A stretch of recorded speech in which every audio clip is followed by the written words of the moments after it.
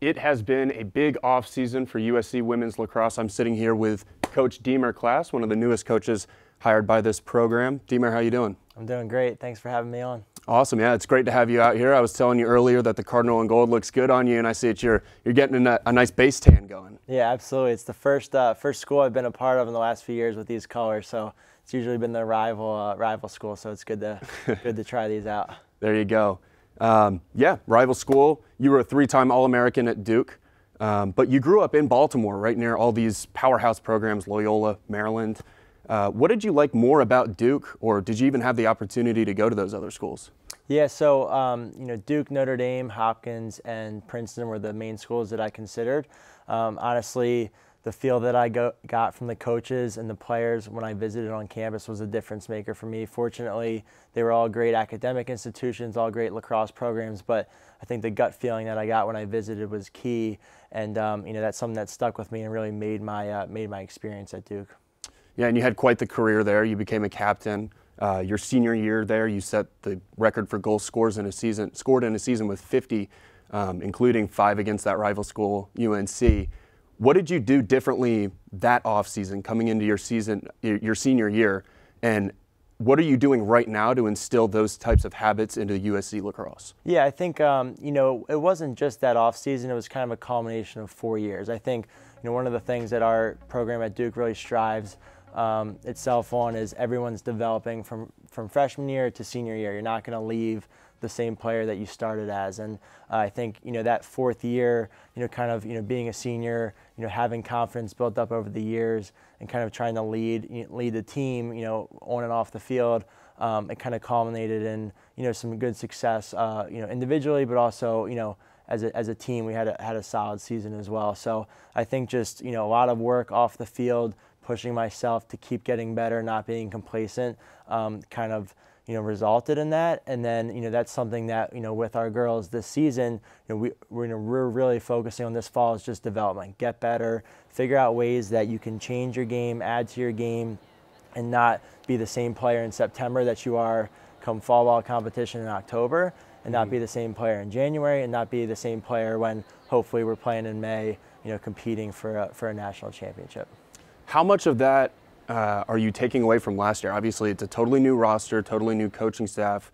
In order to progress throughout the fall, when you can't really study tape on opponents because you don't know how they're going to look, are you looking back at what the team did previously, or have you guys just thrown out the playbook and said, hey, we're going to build this thing from scratch? Offensively, I've spent a little time looking at some things that, some games that we played last season.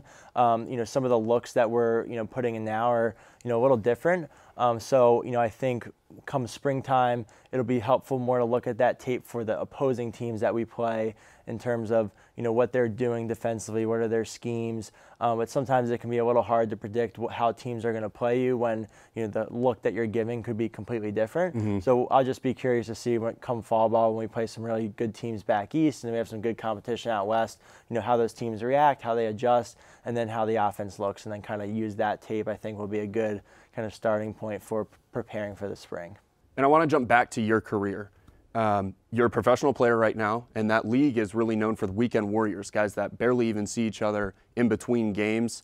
But now you're adjusting back to this college lifestyle where you have daily practices, team meals, team travel coming up, the whole 9 yards. What's that transition been like?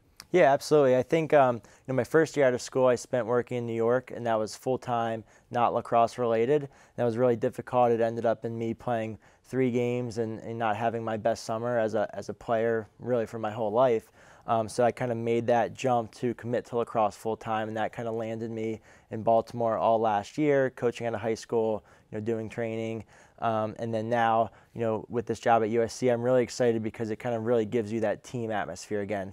I mentioned to our weight trainer the other day that the vibes and energy you get when even in the weight room and with the team lift is unlike any other atmosphere that you can get, outside of college sports. So that's really exciting for me to kind of come back and be a part of because, I can be working out when our team's working out, training, working out on the field. I can hop into practice, anything, like that where, I can just be in the lacrosse mindset, I think pays big dividends. And then obviously with, watching film of the girls' game, watching film of the guys' game, those times that you spend studying are just going to make you a better lacrosse player. So I've noticed it in a year in terms of, committing to lacrosse full time and some of the changes in my games, but it's kind of only the beginning, I think. So, I'm really excited to be a part of this program, be out in California, and working to see what we can do with our team this upcoming year. So I love that. You're talking about the culture, just being around this team, a team that I've been covering, and it's extremely fun for me because this is an extremely fun team. You can see it in vlogs that are going up on YouTube, comments back and forth between coaches and the players on game night, last Friday night at the football game. But you came from a very different culture in college, or so it seems on paper. Duke is this storied, established program, multiple national championships, a Hall of Fame head coach, whereas USC is entering just their 7th season as a varsity program. Compare those two cultures for me. What do you see that's similar or different? Yeah, I think the biggest thing that I've seen that's similar in the 3 weeks that I've been here versus the teams that I remember being special in my time at Duke was kind of the camaraderie and the bond that the players share, wanting to spend time with each other, wanting to finish out the lift strong as a team, wanting to spend time together on the weekends. I think those are the things that are going to separate a program from another program. If players really like each other, like being around each other's presence, because when you're a college athlete, there's a lot of times that aren't that glorious, right? They're not all winning championships. They're not all winning games, right? There's ups, downs throughout a season, throughout fall ball. There's injuries, and the more that players feel connected and like a family, and we talk about that, the Trojan family here at USC, and that's something that I think is going to make a big difference. So that's kind of something that's stuck out that's very similar. I haven't seen anything that's too different. When you talk about the storied program, Coach Janowski still had to build that up from a program that was going through a really tough time back in the 2000s and kind of establish a culture. And I think that's what Coach Monday has been doing over the last several years, and we're going to look to keep doing with Katie and myself on staff, and keep kind of figuring out what kind of messages we want to send to our players. How do we want our players to hold each other accountable and things like that. So I think that's pretty exciting as we kind of keep building and look to make that first Final Four and win a championship. Did you consider any other coaching jobs? I mean, were you able to tell that this culture that you're talking about right now was as vibrant from the outside looking in? Did that really pull you in, or did you know, hey, I'm going to go coach somewhere? For me, it was kind of just figuring out, college opportunities versus high school opportunities. But, the moment I stepped on campus, I thought there was something different about this place. And it did remind me of a lot of similarities to being at Duke. And I think that's something that really attracted me about coming to USC. And I thought that there was a lot of opportunity, with the young team that we have, to step in and try and, help these girls achieve what they want to achieve. So I'm really excited about it. I think, it's going to be a fun, upcoming few seasons. Awesome.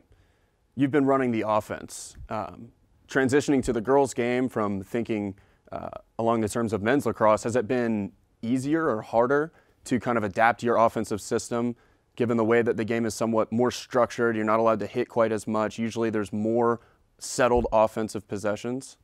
Yeah, I think, the biggest thing that we've kind of focused on so far is establishing some terminology that, is pretty, consistent in terms of the teams that I've played on, offensively in the men's game. And kind of when you establish that terminology, it allows players to get on the same page and start to read and react and play off of each other. And I think while the sets might be a little different because of an extra offensive player, and some of the rules and spacing might be a little tighter versus the men's game, I think there's a lot of very crossover concepts and ways that we can kind of tweak things to add some of that influence in there. And that's kind of what we've been working on throughout the fall, whether that's man or zone.